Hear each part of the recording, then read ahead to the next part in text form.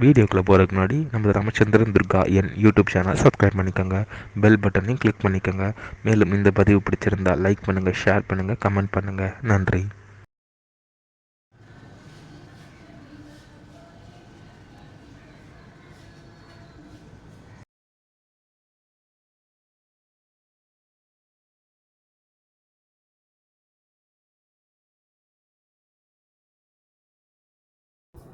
ஸ்ரீ குருभ्यो நமः. ஹரி ஓம். ஸ்ரீ மகாகணாதிபதியே நமः. அனைவருக்கும் முதற்கண் கோடான கோடிய நமஸ்காரங்கள், வணக்கங்கள், வந்தனங்கள். அனைவருக்கும் அன்பு கலந்த இனிய ஆசீர்வாதங்கள். நமது ராமச்சந்திரன் துர்காயன் என்ற யூடியூப் சேனலிலே இன்றைய பதிவானது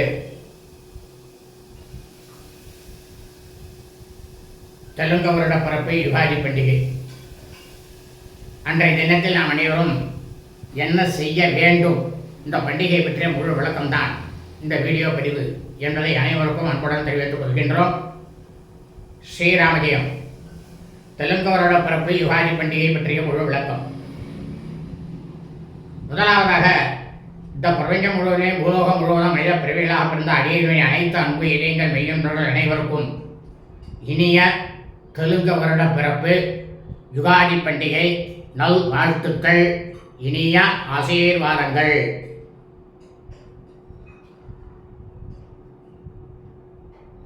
விஸ்வாவசு தமிழ் வருஷம் பொங்கல் மாதம் 5/12/5126 நாள் 19/3/2026 வியாழக்கிழமை அன்றுதான் தெலுங்கு வருட பிறப்பு யுகாதி பண்டிகை. அதில் எவ்வித சந்தேகமும் இல்லை. அதாவது வேத தர்மசாஸ்திரத்தில் சொல்லப்பட்டுள்ள விஷயத்தை தான் இந்த பதிவிலே அடியேன் பதிவிடப்படுகின்றேன் என்பதை தெரிவித்துக் கொள்கின்றோம். இப்படித்தான் கதை செய்ய வேண்டும் என்று இருக்கு. ஆனால் அது நாளடைவில் மாறிவிட்டது. ஆகவே அடியனுடைய அனைத்து அன்பு இதயங்கள் மெய்யன்பர்களும் இந்த வீடியோ பதிவினை ஆரம்பம் முதல் கடைசியை முழுவதுமாக பார்த்து இந்த வீடியோ பதிவுகளில் சொல்லப்பட்டுள்ள பிரகாரம் தெலுங்கு வருட பிறப்பு யுகாதி பண்டிகை நன்னாளை கடைபிடித்துக் கொண்டு தாங்களும் தங்கள் குடும்பத்தை சார்ந்தவர்களும் மிக மிக க்ஷேமமாகவும் சுக்கியமாகவும் சகல ஐஸ்வர்யத்துடனும் சத்தந்தான பாக்கியத்துடனும் இருக்க வேண்டுமாய் தாங்கள் அனைவரையும் அன்புடன் கேட்டுக்கொள்கின்றேன். அதாவது வேத தர்ம சாஸ்திரத்தில் என்ன சொல்லியிருக்கு அப்படின்னா, நமது குடும்பத்தில் இறந்தவர்களுக்கு மட்டும் அவர்கள் இறந்த தமிழ் மாதம் அமாவாசை முதல்ல அந்த தினத்தை கணக்கில் எடுத்துக்கொண்டு தமிழ் வருஷத்தில் 11 மாத அமாவாசை மட்டும்தான் நாம் கணக்கில் எடுத்துக்கொள்ள வேண்டும். 11 அமாவாசையைத்தான் கணக்கில் எடுத்துக்கணும். இப்போ வந்தால் தமிழ் வருஷம் பிறந்தாச்சு, அதில் கிருஷ்ணபட்சத்தை போயிட்டா முன்னாலே அமாவாசை வந்துடுத்து. அப்படின்னாலும் அந்த அமாவாசை கழிஞ்சு போச்சுன்னா அது எந்த மாதங்கிறத நம்ம கணக்கில் எடுத்துக்கணும். ஏன்னா மறு மாதம் ஆரம்பிச்சுடுது இறந்தவர்களுக்கு மட்டும்.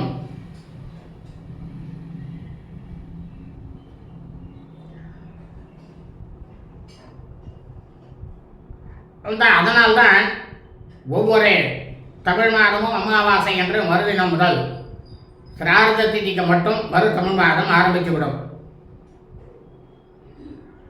ஆகவே இந்த பிரபஞ்சம் பூலோகம் முழுவதும் மனித பிறவிகளாக பிறந்த அனைவரும், முக்கியமாக பிராமண வர்ணத்தில் பிறந்த அனைவருமே, அவர்களுக்கு மட்டும்தான் சொல்றேன் நினைக்காதீங்க.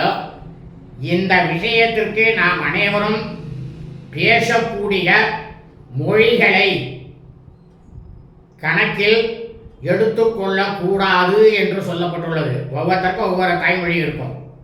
தமிழ் இருக்கும், தெலுங்கு இருக்கும், கன்னடம் இருக்கும், மலையாளம் இருக்கும், ஹிந்தி இருக்கும், சமஸ்கிருதம் இருக்கும், எல்லாம் இருக்கும். இதில் மொழிங்கிறதே கிடையாது. மொழிங்கிறத கொண்டு வந்தது மனிதன். சாஸ்திரத்தில் மொழியை சொல்லலை, மதம்னு சொல்லலை, ஜாதின்னு சொல்லலை, எதுவுமே கிடையாது. ஜாதி மத பேதம் இல்லாததுதான் சாஸ்திரம்.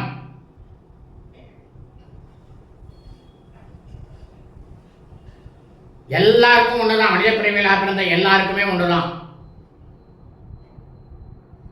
இது அவாவா எங்களுக்கு இப்படி எங்களுக்கு இப்படி எங்களுக்கு இப்படின்னு சொல்லிட்டு எல்லாரும் பிரிச்சுட்டு இருக்கோம் தனித்தனியாக கலியுகத்தில். அது கிடையாது நிச்சயமா.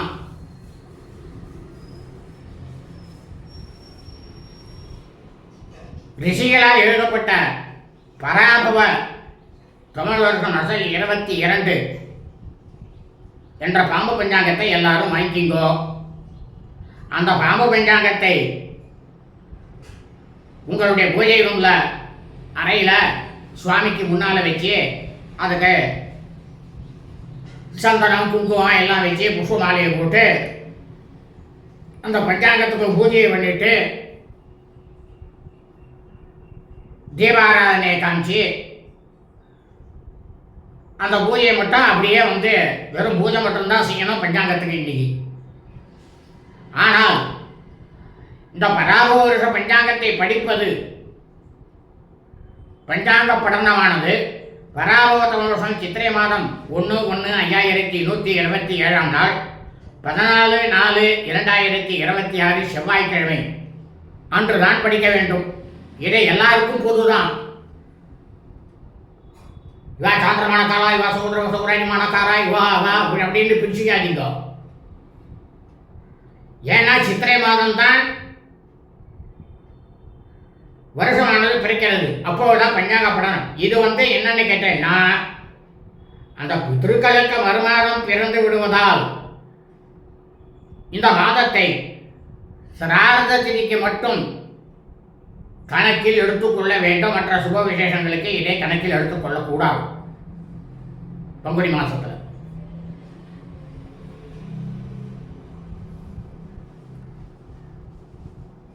ஏனெனில் இந்த பிரபஞ்சம் பூலோகம் முழுவதும் மனித பிறவிகளாக பிறந்த பூமியில் ஜனனம் எடுத்து பிறந்த அனைவருமே பிறந்த அந்த நொடியிலிருந்து நாம் அனைவருக்கும் நமது ஆயுளானது முடியும் தருவாயில் வரை வாக்கிய பஞ்சாங்க பிரகாரம்தான் நமது வாழ்க்கையில் அனைத்தும் நடக்கும். இதைத்தான் சொல்றது வாக்கிய பஞ்சாங்கம் தான்.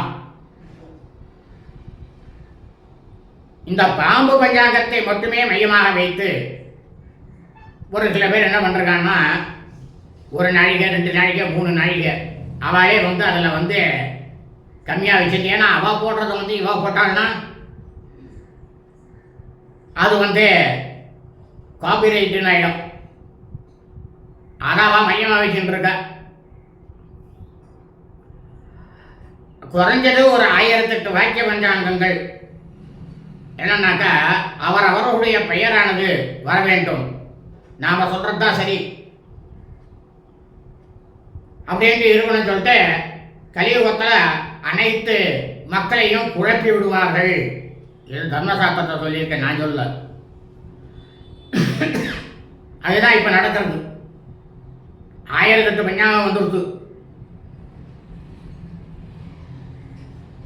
ஏன்னா அந்த பஞ்சாங்கத்தை படித்தவரோட பேர் பிரபலமாக இருக்கணும்ட்டு அவளுடைய எண்ணம். இப்போ பேர் பிரபலமாக வரணுங்கிறதுக்காக நாம் எந்த ஒரு காரியத்தையும் செய்யக்கூடாது. எல்லோருக்கும் நல்லதை செய்யணும், நல்லதை சொல்லணும், இப்படித்தான் வாழ்க்கையை நடத்தணுங்கிற ஒரு நியமத்தை எல்லாருக்கும் எடுத்துரைக்கணும்.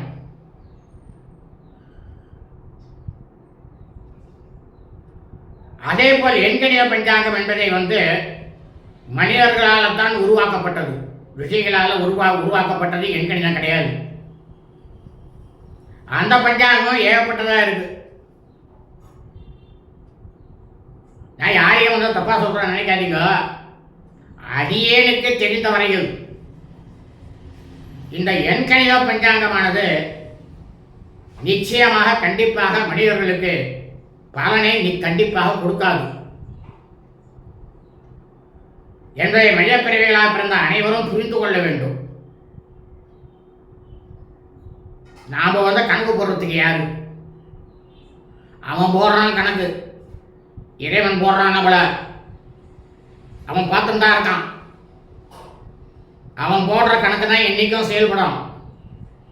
நாம் போடுற கணக்கு அது என்னைக்கும் செயல்படாது.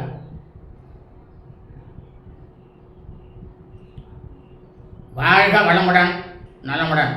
இனிய ஆசீர்வாதங்கள். லோகா சமஸ்தா ஸ்வினோ பவந்து. சுபமஸ்து ததாஸ்து.